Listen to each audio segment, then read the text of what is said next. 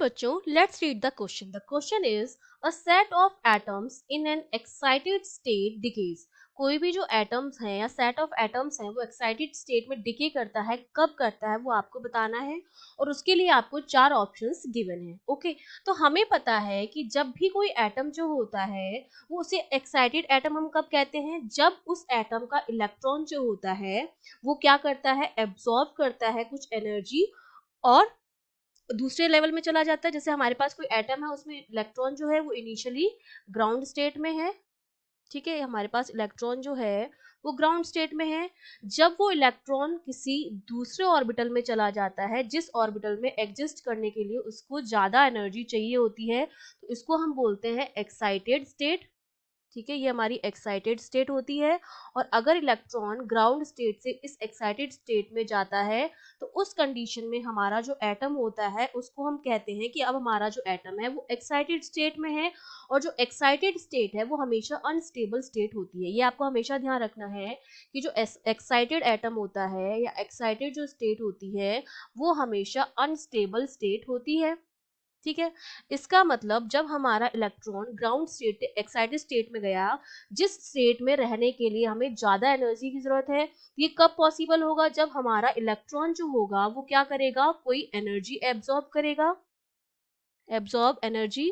अब वो एनर्जी वो किसी भी फॉर्म में एब्सॉर्ब कर सकता है, in the form of photon और अ पैकेट ऑफ लाइट और collide with a nearby atom और पार्टिकल. ठीक है, इन तरीकों से वो क्या कर सकता है, एनर्जी को एब्सॉर्ब करता है और ग्राउंड स्टेट से एक्साइटेड स्टेट में चला जाता है. अब हमारा जो सेट ऑफ एटम है वो एक्साइटेड स्टेट में है. ठीक है, और एक्साइटेड स्टेट जो होती है वो होती है अनस्टेबल. अब वो क्या करना चाहेगा, स्टेबिलिटी को लेने के लिए वो अपने आप को लोएस्ट एनर्जी स्टेट में लाना चाहेगा.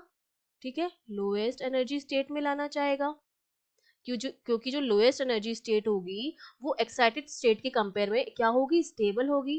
तो अब हमारा एटम चाहता है कि वो एक्साइटेड स्टेट से लोएस्ट एनर्जी स्टेट में आ जाए.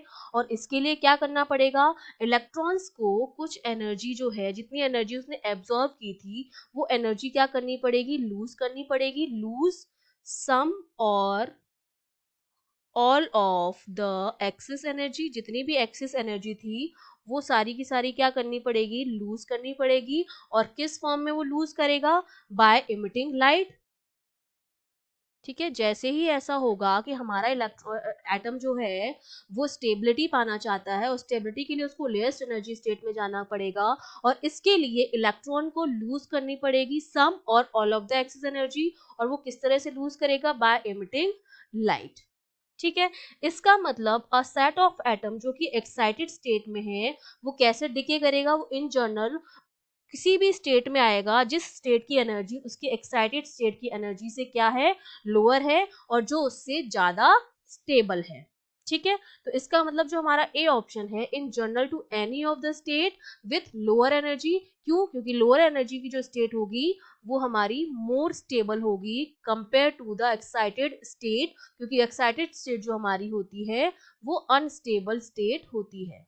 ठीक है, और हम आना चाहते हैं अनस्टेबल से स्टेबल में, तो इसके लिए वो किसी भी स्टेट में जाएगा जिसकी एनर्जी एक्साइटेड स्टेट की एनर्जी से कम है. That means A option is the correct option. Okay, I hope you understood well. All the best.